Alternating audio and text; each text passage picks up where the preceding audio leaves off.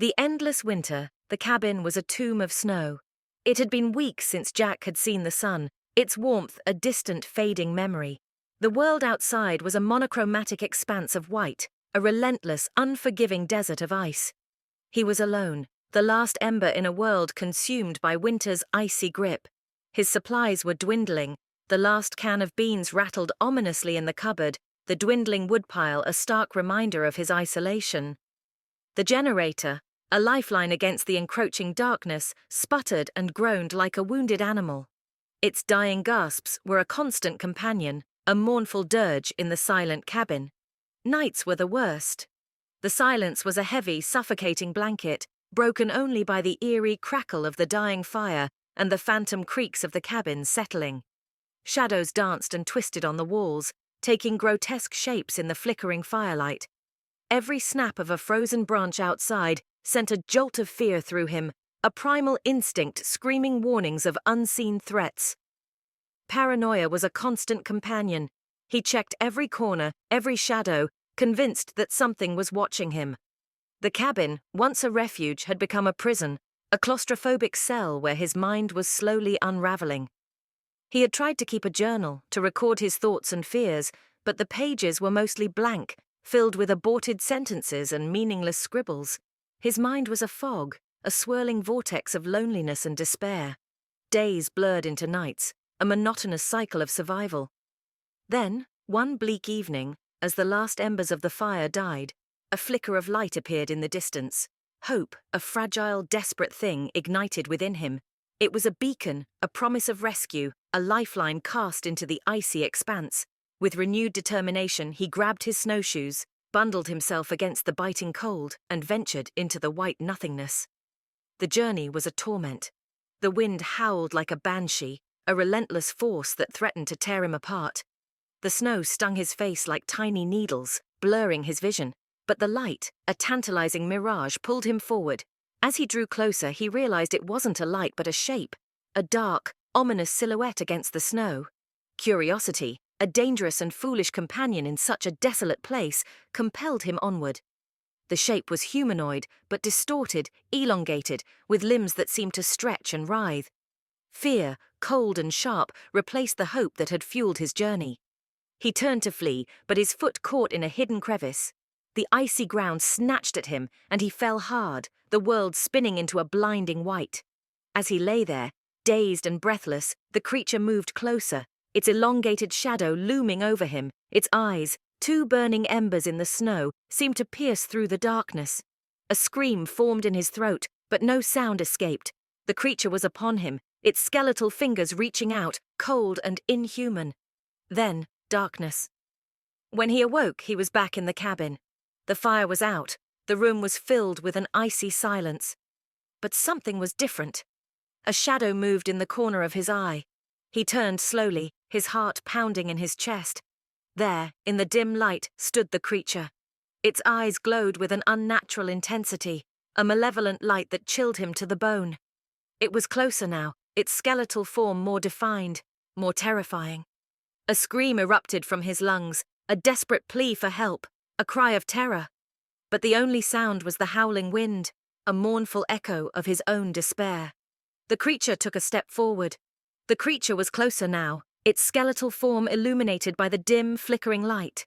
Its eyes, twin pools of black, held a malevolent intelligence that chilled Jack to the bone.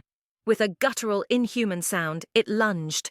Jack scrambled backward, his heart pounding like a trapped bird. The creature was upon him, its icy breath washing over him. Desperation fueled his actions, and he swung a piece of firewood with all his might. It connected with something solid, but the creature seemed unaffected, its forward momentum unbroken. The creature's hand, long and skeletal, closed around his wrist. Ice-cold terror gripped him as he felt its inhuman strength. A scream tore from his throat, a desperate plea for mercy, a cry against the encroaching darkness. With a superhuman effort, he wrenched his arm free, stumbling back. He fumbled for something, anything to defend himself. His hand closed around the rusted handle of an old axe, a relic of the cabin's previous inhabitants. The creature advanced, its movements slow and deliberate, like a stalking predator. Jack raised the axe, his grip white-knuckled. This was it, the end, or the beginning of something far worse. The air crackled with tension as the two adversaries faced each other. The creature's eyes seemed to glow brighter, a sinister light that promised only pain and suffering. Jack's mind raced, trying to find a way out, a way to survive. With a guttural roar, the creature charged. Jack swung the axe, the blade biting into flesh and bone. There was a sickening crunch, a wet thud. The creature stumbled back, a look of surprise in its inhuman eyes. But its resilience was terrifying. It recovered quickly, its wounds already beginning to close. It charged again, faster this time, its movements a blur of unnatural speed.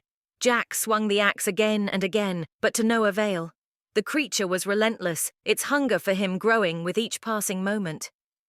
The cabin was a battlefield, a frozen hell where life and death were locked in a desperate struggle.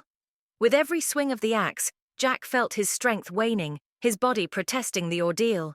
But he fought on, driven by a primal instinct for survival. The creature was closing in, its breath hot on his neck. Fear, cold and sharp, was his only companion. He backed against the wall, trapped, with nowhere to go. The creature's hand reached out, its long fingers inches from his face. Then, with a final, desperate surge of adrenaline, Jack swung the axe. The blade connected with the creature's head, cleaving it in two. The creature collapsed, its body twitching and convulsing. Silence fell over the cabin, a heavy, oppressive silence. Jack stood there panting, the axe still clutched tightly in his hand. He was alive. He had won. They. But at what cost? As he caught his breath, he looked around the cabin. The walls were stained with blood, the floor slick with gore. The creature's severed head lay at his feet, a grotesque trophy of his victory. A cold dread crept over him. He had defeated one monster, but what other horrors lurked in the shadows? The winter was far from over, and he was still alone, a fragile ember in a world consumed by darkness. The aftermath was a stark, chilling reality. The creature, once a monstrous threat, was now a grotesque, inanimate object. But the silence that followed its demise was more terrifying than any sound. It was a silence pregnant with the unknown, a void filled with questions that dared not be asked. Days turned into weeks. The initial euphoria of survival faded, replaced by a profound sense of isolation and dread. The cabin, once a sanctuary, was now a haunted house. The shadows seemed to move with a life of their own, taking on grotesque forms in the flickering light of the oil lamp. Every creak, every groan of the old building was a potential threat, a reminder of the darkness that lurked just beyond the walls. Jack's mind was a battleground. The memory of the creature was a constant companion, a haunting spectre that refused to be banished. He would see its eyes in the fire, its elongated shadow in the corner of his vision. Sleep was a rare and fleeting visitor, haunted by nightmares of the creature's return. His sanity began to fray. He talked to himself, to the walls, to the empty cabin. He searched for signs, for answers, for anything to break the suffocating monotony. He found strange symbols carved into the walls, remnants of a forgotten time, perhaps a warning from those who had lived here before. Then, one night, as he sat by the dying embers of the fire, he heard it. A faint scratching sound coming from the walls. It was soft at first, almost imperceptible, but it grew louder, more insistent. Fear, cold and sharp, gripped him. He grabbed the axe, his heart pounding in his chest. Something was moving in the walls. It was alive, and it was coming for him. The scratching grew louder, more insistent. It was a rhythmic tapping, like a desperate Morse code from the underworld. Fear, cold and sharp, gripped him. He grabbed the axe, its weight a meager comfort against the growing terror. The wall began to bulge, a grotesque swelling in the heart of the cabin. It cracked, and with a splintering sound, a jagged hole appeared. Two glowing eyes peered through the opening, eyes that held the cold, empty void of the cosmos. Something was coming through, something that defied the laws of nature and reality. It was a shape, elongated and inhuman, its body writhing and pulsating with an otherworldly energy. Its skin was a sickly green, translucent and veined with dark, pulsating lines. Jack swung the axe, but it passed through the creature as if it were a ghost. The creature emerged fully, its form imposing and terrifying. It let out a shriek that shattered the silence, a sound that seemed to pierce the very fabric of reality. The creature lunged, its elongated limbs reaching for Jack. Time seemed to slow as the creature bore down on him. He could feel its icy breath, smell the decay that clung to it. There was nowhere to run, nowhere to hide. The creature was upon him,